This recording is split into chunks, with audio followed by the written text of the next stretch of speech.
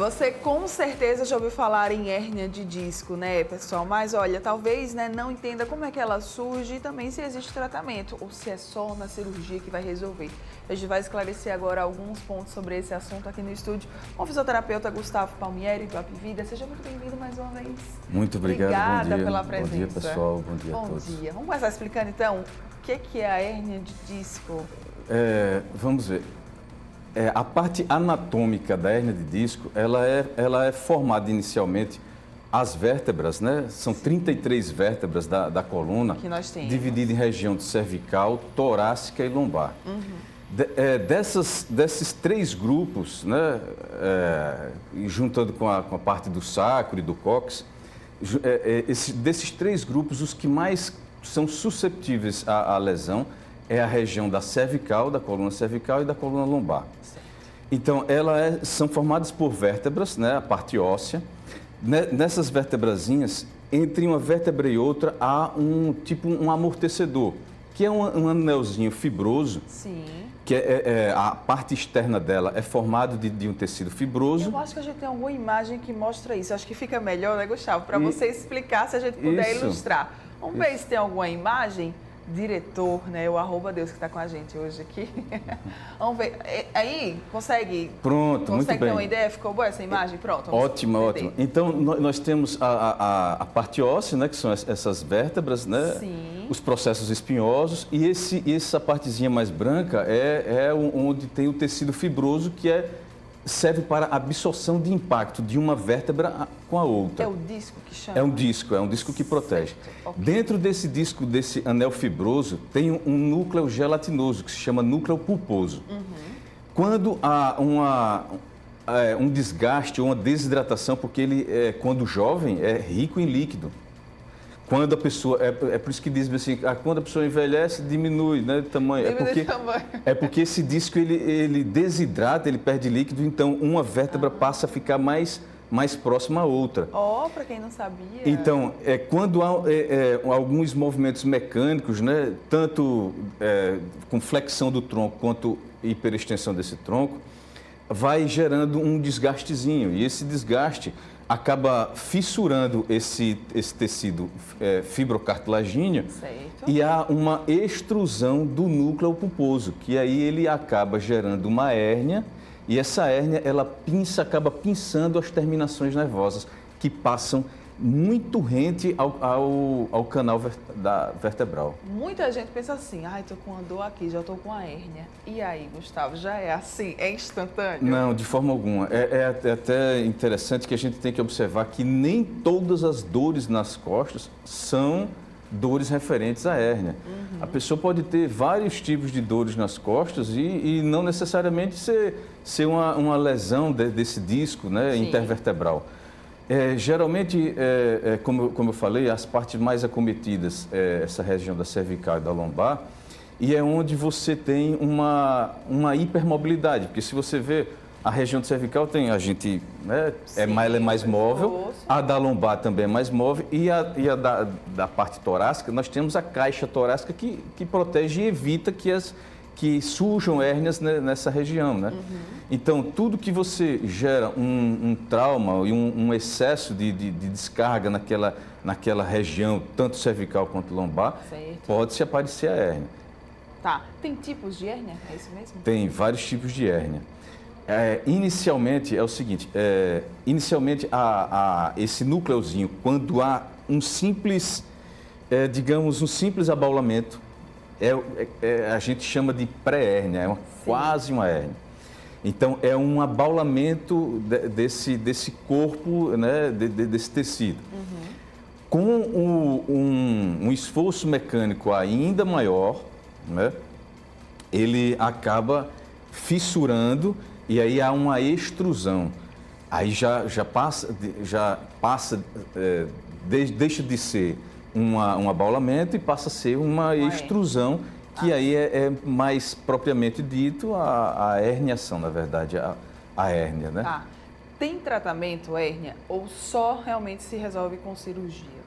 Não, Inicialmente, eu vou deixar bem claro que a parte cirúrgica é em último caso. Certo. A última situação que se faz é parte cirúrgica. A gente sempre tem os tratamentos conservadores, né? Por exemplo,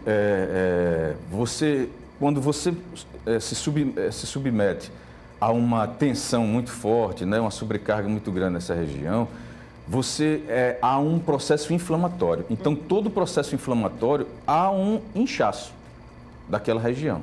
Então, a pessoa tem que deixar umas 2, 3 semanas, mais ou menos, deixar esse processo inflamatório reduzir, aí automaticamente esse abaulamento, ou então uma possível hérnia que tinha um tamanho, né, maior, ela se reduz um pouco, diminuindo os graus de dor, né? Que é a fase aguda, a subaguda e tem a crônica também. Tá. Tem alguma faixa etária que vai sofrer mais, Gustavo? É interessante. Geralmente, antigamente, né, se tinha a fase mais produtiva, né, que é dos 30, 35 aos 40, 45 anos. E é um público, assim, não tem uma predileção, questão hormonal ou então estrutural, né? Sim. Mas é mais fácil ser observado a hérnia em homens, né, na classe de homens, nessa faixa de 30, 35, 40, 45 anos, que é a fase produtiva. Por quê? Porque geralmente é um público que sobrecarrega mais a coluna, né? Eles, principalmente esses grandes varejistas, né, há uma sobrecarga de trabalho muito grande, eles fazem um esforço maior, então é um público que está mais susceptível, né? Mas não tem uma questão de uma idade específica. Certo. E tem fatores de risco? Olha só, Causas, né? alguns são os fatores de risco, né? Por exemplo, posturas inadequadas, né? Passar muito tempo numa determinada posição, fazer movimentos assim que não são adequados, né? Posturalmente, como por exemplo, se abaixar sem dobrar o joelho, Sim. pegar um peso sem subir como um bloco, né? Ou seja, há uma sobrecarga muito grande, né? Práticas esportivas, né? Feitas de forma inadequada, né? Vale ressaltar que não é toda prática esportiva, e sim práticas esportivas feitas de forma inadequada.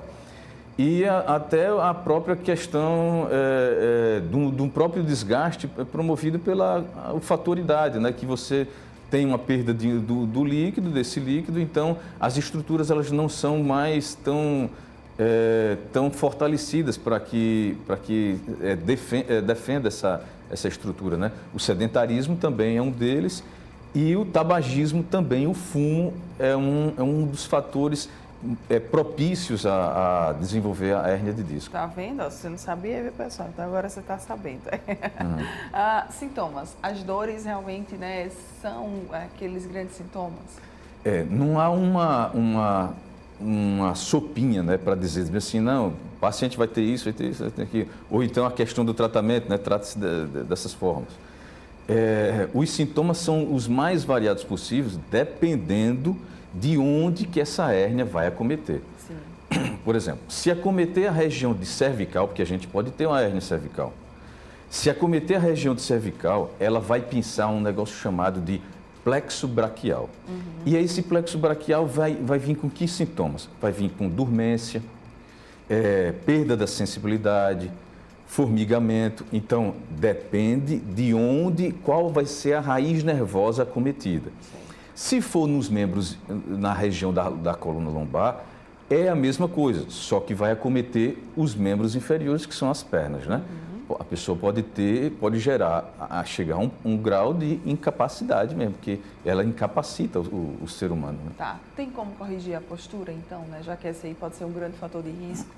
Então, um dos fatores mais assim, propícios, né, a tentar evitar essa questão da hérnia, e que é o principal fator que a gente geralmente recomenda, é adotar posturas adequadas, desculpa. Então, são essas posturas onde você não vai promover uma sobrecarga mecânica naquela vértebra, para que não tenha o extravasamento, né, o extrusamento desse núcleo pulposo. Né? Tá, e como prevenir a hérnia? Tem como? Há como prevenir, principalmente, como eu digo, fazendo uso de uma educação postural adequada, né? Porque a fisioterapia ela lança muito a mão da reeducação postural global, que é o famoso RPG, onde você vai se reeducar como você se porta para sentar, para dormir, né? Então são questões como você pega um objeto, até na própria academia, como você deve se dispor. Você fortalecer, principalmente, é o seguinte, evitar a questão do sedentarismo e um dos fatores bem importantes daí é a questão da obesidade também. Sim. A obesidade é um dos fatores que acomete. Então, você adotando práticas posturais adequadas, fortalecendo principalmente, que é uma das coisas que eu mais prezo por isso, você fortalecer a cadeia anterior. Interessante, né? Você não fortalece a região das costas, você fortalece a região abdominal, porque é ela que vai manter a estabilidade da coluna junto às vísceras, né?